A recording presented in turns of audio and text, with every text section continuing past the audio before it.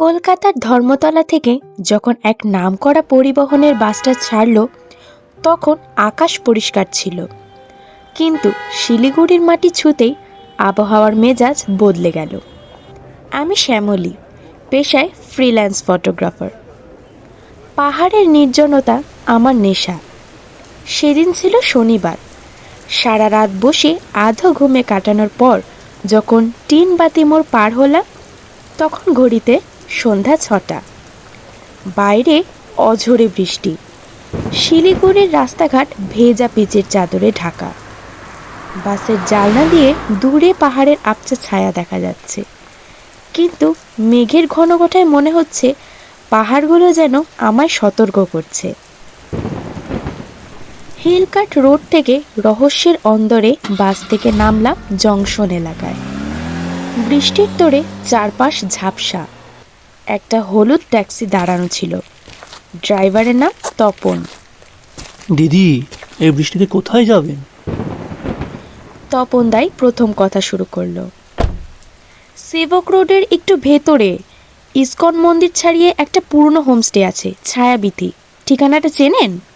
তপন দা একটু থমকে গেল। লুকিং গ্লাসে আমার চোখের দিকে তাকিয়ে বলল, ওটা তো অনেক পুরনো জায়গা দিদি ভাই। ইদানিং ওখানে কেউ যায় না। বৃষ্টির রাতে না গেলে কি ভালো হতো না? আমি হেসে উড়িয়ে দিলাম। ভাবলাম হয়তো ভাড়ার জন্য দরাদরি করছে, কিন্তু তপনদা পুরো রাস্তায় আর একটাও কথা বলেনি।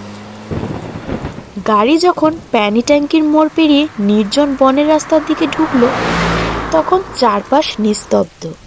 শুধু বৃষ্টির একটানা ঝমঝম আওয়াজ আর ওয়াইপারের ক্যাচ ক্যাচ আওয়াজ। বিশাল লোহার গেট, ভেতরে পুরনো ব্রিটিশ আমলের একটা বাংলো। বিমলবাবু লণ্ঠন হাতে এগিয়ে এলেন।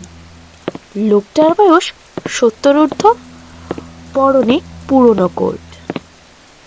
আসুন দিদিমণি, আপনার ঘর দোতলায় তৈরি। আমি ঘরে ঢুকে ফ্রেশ হয়ে নিলাম।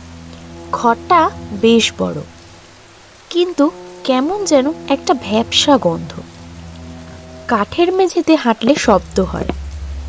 জানলার বাইরে তাকালে দেখা যায় মহানন্দা নদীর চরের দিকটা, যা অন্ধকারে এখন শ্মশানের মতো লাগছে। রাতের খাওয়ার টেবিলে আলাপ হলো মায়ার সাথে।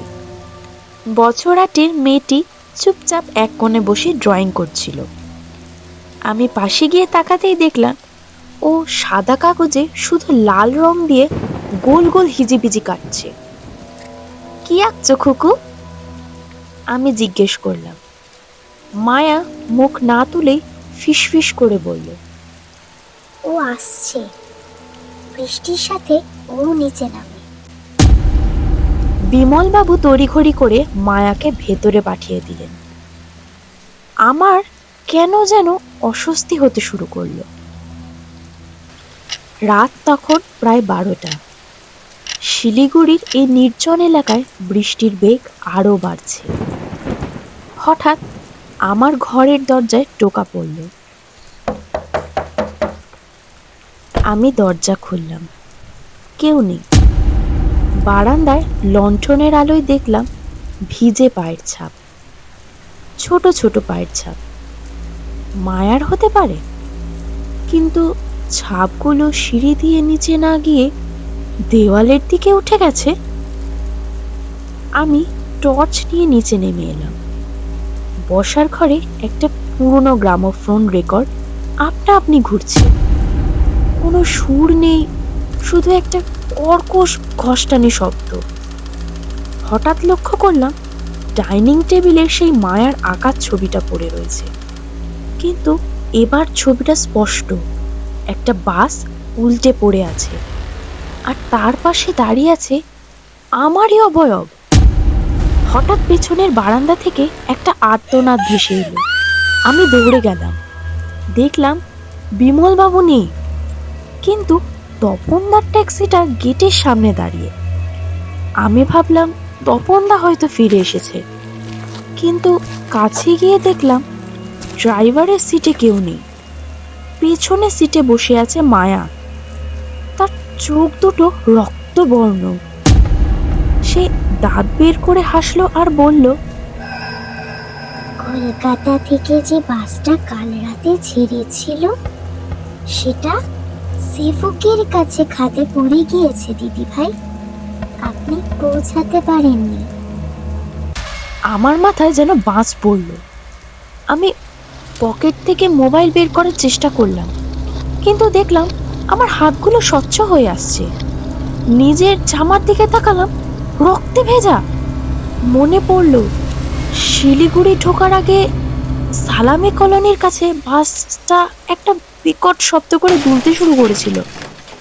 তারপর সব অন্ধকার।